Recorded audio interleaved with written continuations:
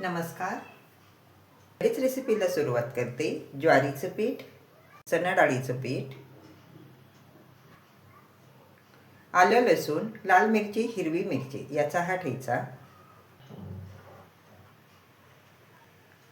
ओवा आणि तीळ, चिरलेली कोथिंबीर, चिरलेली मेथी, चवीनुसार मीठ, शेवटी थोडंसं तेल. सर्व साहित्य एकत्र करून पाणी टाकून हे मळून घ्यायचं.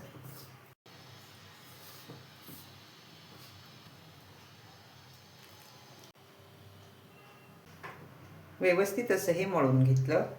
इको बेक पेपर घेतला. आता हे या पेपरवर थापून घ्यायचं.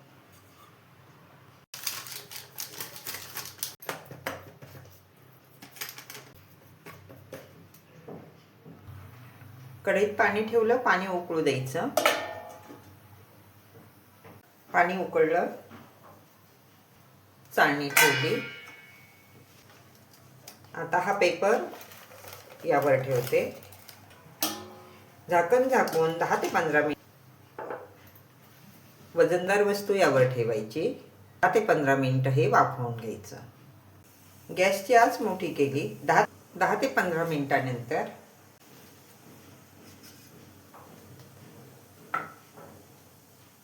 हे बघा व्यवस्थित वाफवून झालं. गॅस बंद केला. आता हे पूर्णपणे थंड होऊ द्यायचं. आवडीनुसार सुरीने वड्या कट करून घ्यायच्या. तवा गरम झाला. थोडंसं तेल टाकून घेते. तेल गरम झालं. आता वड्या तळून घेऊ.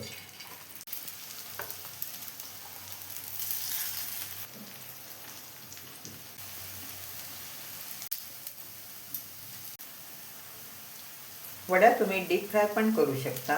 मी कमी तेलावरच ही वडी तळून घेते. बाजूने पण तेल टाकायचं. दोन्ही बाजूने कमी तेलामध्ये वडी व्यवस्थित तयार होते. तुम्हाला जर ह्या वड्या डीप फ्राय करायच्या असतील तर तुम्ही करू शकता.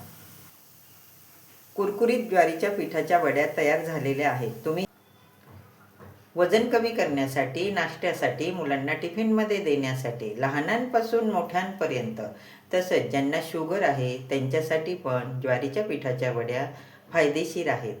एकदा वडी नक्की करून बघा.